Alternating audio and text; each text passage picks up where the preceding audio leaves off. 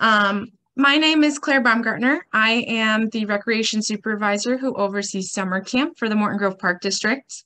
I also have with me Mallory Ishii, who is our head counselor for junior camp this year. She was with us last year. She was at our Happy Campers camp, so she was our head counselor over there. She just moved to the junior camp this year.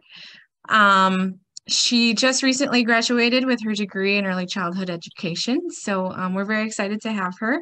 I also have Lily here, who is going to be working at junior camp, as well as Emily. Farah is joining us now, Nuha, and if I missed anyone, just wave at me. Thanks everyone for coming. I also have with me Sarah Lindahl. She is our camp coordinator. She goes around to each of the camps and gives them, she helps me give all the camps what they need. So I'm gonna go ahead and get started. So I know you've probably gotten an email from me a few times about our ePact. So that is where we will have our camper paperwork. It is a highly secure network that we use to have our emergency contact information, important medical information that the staff should be aware of, other information that the staff should be aware of. And your child will not be able to attend camp unless we have that information submitted to us. And so you must use the email that the invitation was sent to be able to connect to our dashboard.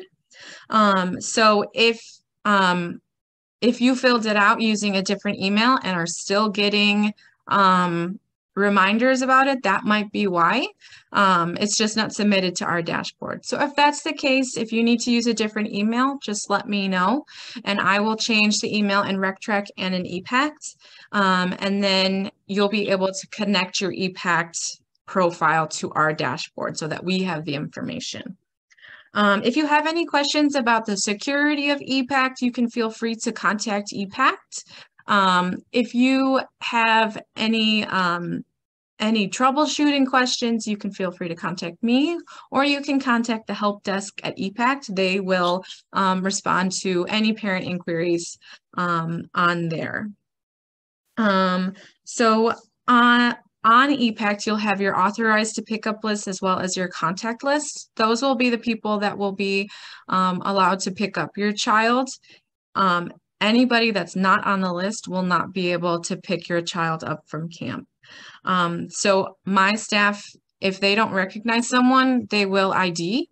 And so especially that first week, I would just have that ID ready so that they can see it, so that they can get used to the parents and what they look like. After a while, they may recognize you and not need it, but and then if someone different is coming to pick up and they may not recognize it, I would ask them to have their ID ready.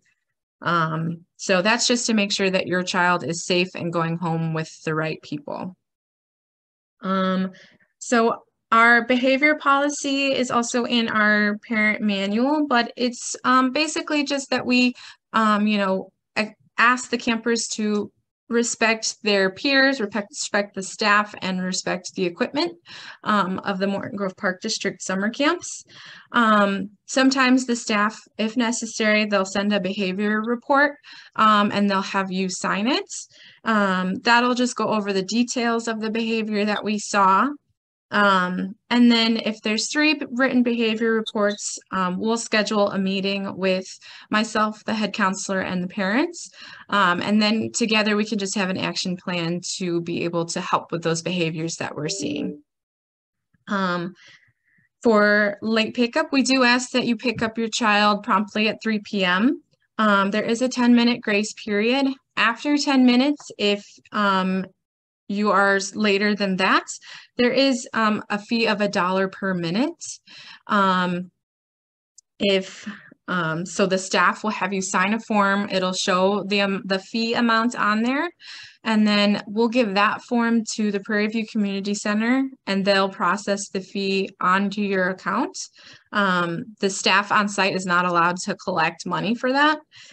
So that will go on your account, and you can either pay through the park district or you can pay on your online account if you have access to it. For medications, will be sending out information on this, but we have our permission to dispense medication form, the waiver on ePact. So I will send a link to that.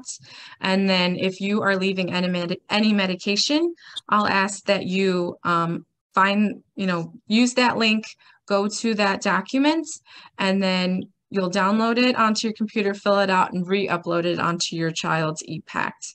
That is something that I was still trying to work out with ePact, how exactly to do that. So we got it sorted. So I will send that information out to you. If you leave any sort of medication with your child, you will need to fill that out. If it's an inhaler, if it's an EpiPen, any like allergy medication, maybe Benadryl that you're sending, things like that. So the important thing is that when you send medication, that it is in the original bottle with the child's name on it. And if it's a prescription, that prescription has to be prescribed to your child. And then if your child doesn't feel well and is feeling sick, we just ask that you keep them home. If they have a fever or anything like that, please keep them home. My staff will send children home if they have a fever, if they if they're exhibiting symptoms like vomiting or diarrhea, they'll be asked to be picked up. And then if the child complains of anything like a headache or an upset stomach or anything like that, my staff will use their discretion. They may call you and they may say what's going on, and maybe want to get your opinion on it too. So just be aware of that may come up as well. And then information on the payment plan. So if you paid the $25 deposit and are now on the installment billing payment plan, the payments come out for that session 1 week before that session is set to begin. So if you're in the first session, the first session's fees will come out on June 5th. And then every 2 weeks, if you're in that session, they'll come out. So if you want the full schedule, that is in your parent manual on page 8, if you want to take a look at that. Or if you want to ask me, you can feel free to email me as well. And then the last thing I wanted to talk about was Manassar. So some of you may be familiar with Manassar. They are the Special Recreation Association that we partner with to provide any accommodations to campers who might need it. If you requested any Manassar accommodations and haven't heard from them, please let me know, because when you send me a request, I send a request form to Manassar, and then they reach out to you to get some more information on your child. So if you haven't heard from them, please let me know and we can get it rectified as soon as possible. I am going to go ahead and turn it over to Mallory so she can talk about some of the junior camp specific items. Hi, everyone. We're going to start off with communication. So most of the information that will be given to you will be via email, so electronically. So you just want to make sure that we have the right email so that we're reaching the right people that we need to. One thing to look out for is our weekly newsletters. So that will be emailed to you on the Thursday before each week. And in the newsletters, you'll find our weekly theme, as well as some dates that you should be aware of, such as field trips that we will be going on, or just other things that they should maybe bring to camp that week. We will be going on field trips every Friday, and then we have pool days Mondays, Tuesdays, and Thursdays. So we will be taking a bus to Oriole Pool on those days. They will be there for about an hour, and all that information, like I said, will be in those weekly newsletters. And then we also will have a camp cell phone. So we will give that number to you and you can feel free to reach us at that number.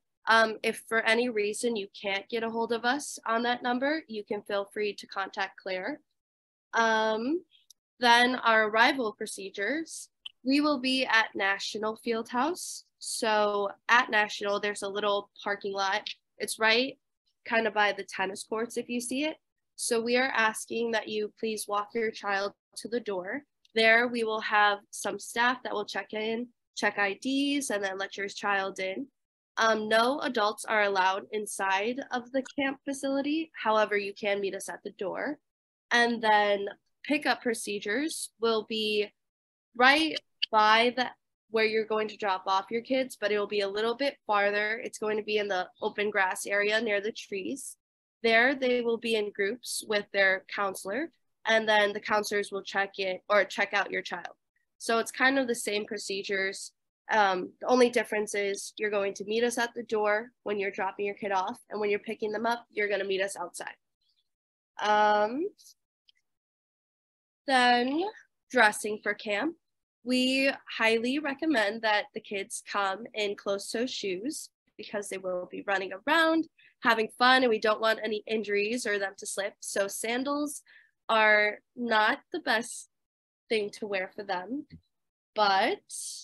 and then also clothes that are comfortable for them and that they don't mind getting a little messy. We might be dealing with some chalk, for example, so they might get it on their clothes a little. So just to be aware of those things as well. Like I stated before, we will be going on field trips. So they will get a t-shirt. They'll get one that's provided for them. And then they are to wear those t-shirts every Friday that we go on field trips. If they do not have the t-shirt, unfortunately, they can't come with us. It's just for safety procedures so that we know when we see that kid in the t-shirt, that's part of our camp, and it's just easy to recognize them. Replacement shirts are $10 each, but there is limited availability. And then on swim days, we will be going Mondays, Tuesdays, and Thursdays to Oriole Pool. And then for those days, if you would like to provide your child with sunscreen, it is highly recommended. However, our staff cannot apply any sort of lotion sunscreen. So anything that you would have to rub in, we cannot help them with those things. But if you do want to bring a spray sunscreen bottle, we can help you with that. But as always, you can put the sunscreen on your child before camp, which is another thing we recommend. But through the day, they might want to reapply. So if they bring a spray bottle, just make sure to put their first name, their last name. That way it won't get lost or anything like that as well. And let's see. And then some personal items to bring to camp. We recommend that all of these things have their first and their last name on it so that we don't lose them. But a sturdy bag for them to bring. So a backpack or a tote bag, a water bottle, sunscreen, a lunch, and then a swimsuit and a pool towel. On the days that we're going to the pool, so Mondays, Tuesdays, Thursdays, we are asking that your child comes in their swimsuits already, and they could obviously wear their clothes over. But this way, it just kind of helps with us getting ready for the bus, because your child will come at 9, and then we will be leaving for the pool at 9:40. So our bus will get here at 9:40. So if they're already in their swimsuits on their swim days, then it just makes the transition a little easier. And I think that is it. If there are any questions, you can feel free to unmute. Hi, can you say again which days are the pool days? Yes. So we will be going to Oriole Pool on Mondays, Tuesdays, and Thursdays for an hour. So our bus will come here at 9:40, and then we'll go to the pool and we'll come back on the bus as well.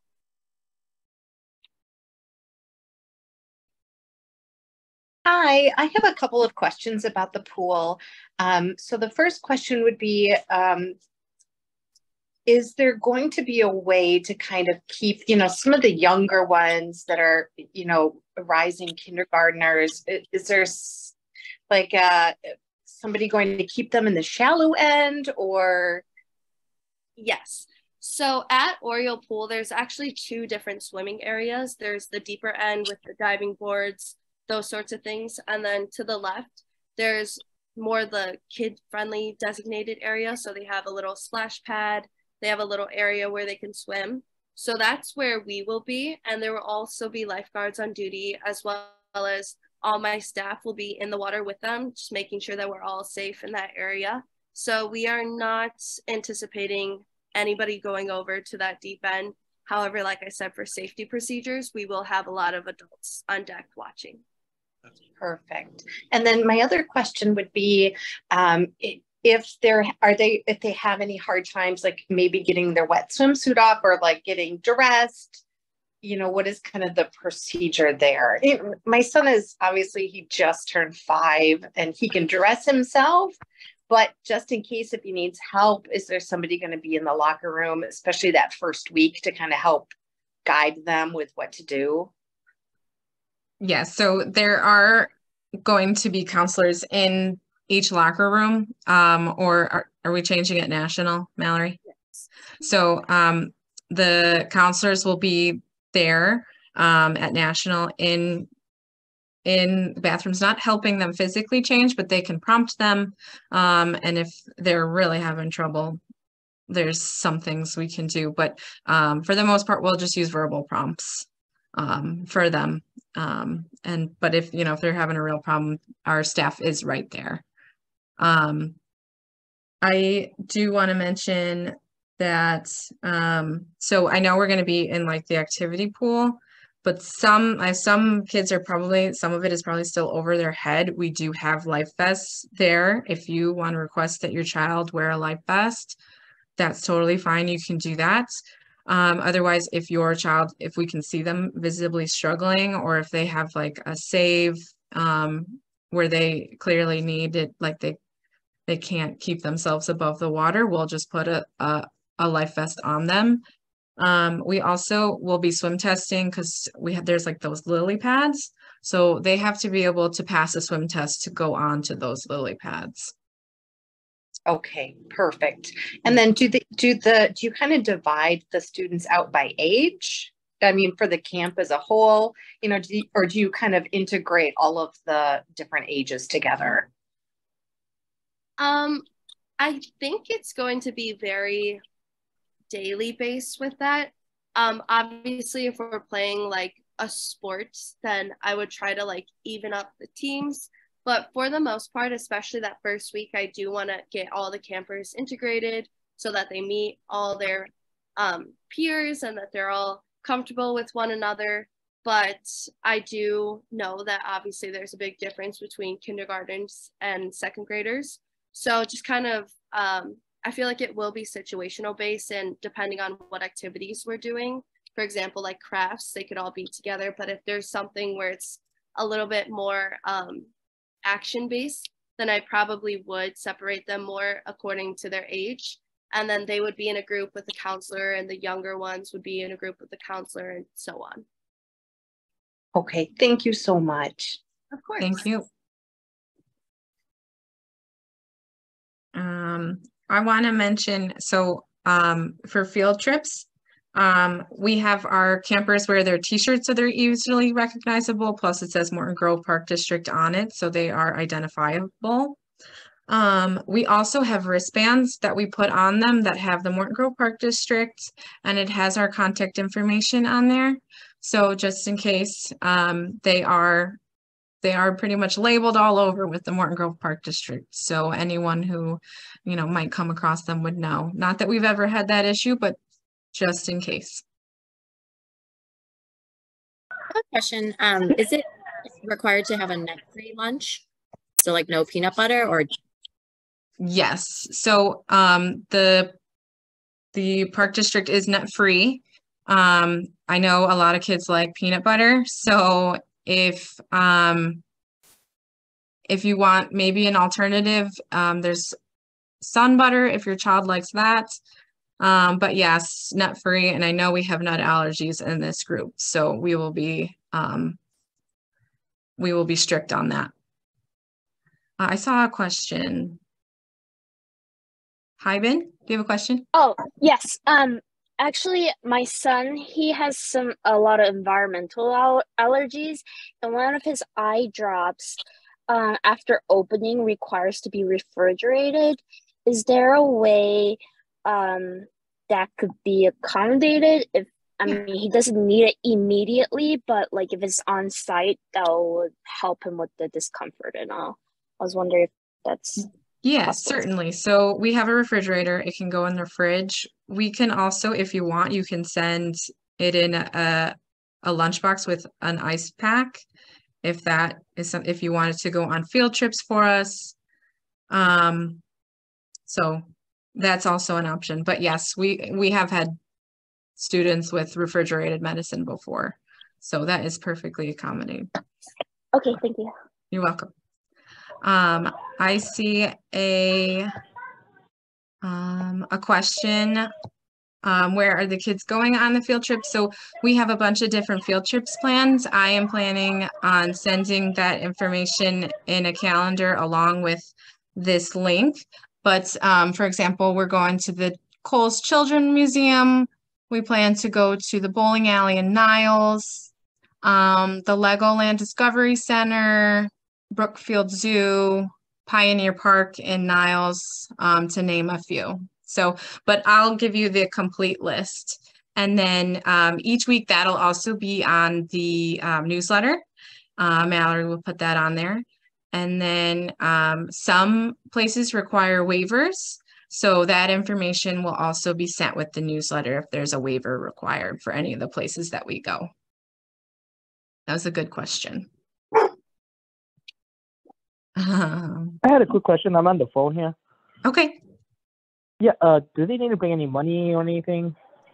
No, I would encourage you not to send money with your child because things go missing. What So about I for would field trips and stuff? no. So if there's any like money required, if it's like an arcade type of place, we buy those tokens for them. If there's food provided, we provide that food for them. If there's not food provided, they'll just bring a sack lunch. So no money. We try to keep our campers without money, especially some kids come with money and some don't come with money, then they're very sad. So no money. Thank you. You're welcome.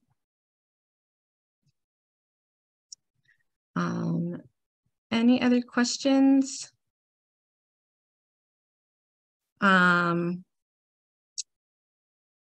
Drink restrictions. If you're sending like a drink with your child in their lunch, juice is good, water is great. Water you should bring anyway, bring a water bottle. Gatorade's okay, no pop. And then we would like juice that's either 100% or close to 100% juice. So nothing with a ton of sugar. If it is too hot or raining, they will go into the National Park Field House. It's a much bigger field house than Okita, which is why we made the switch. So if we have, if the heat index is above 100, we will go inside. If it's close to 100, we typically like take breaks as needed inside. And then if it's raining and we obviously go inside, the lightning, so we have a ThorGuard system, so if there's any detection of a possibility of lightning in the area, that will sound. You've probably heard it in the parks. My campers always go inside when there's that. And they'll go inside at the pools or anywhere else that they're at. There's always an indoor location.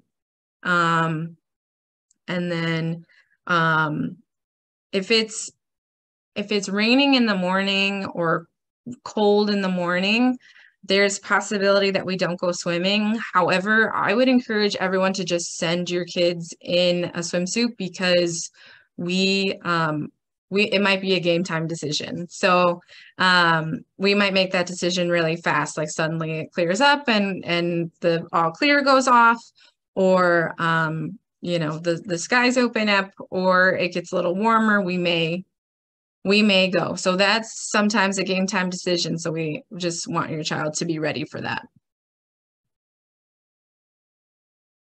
Any other questions?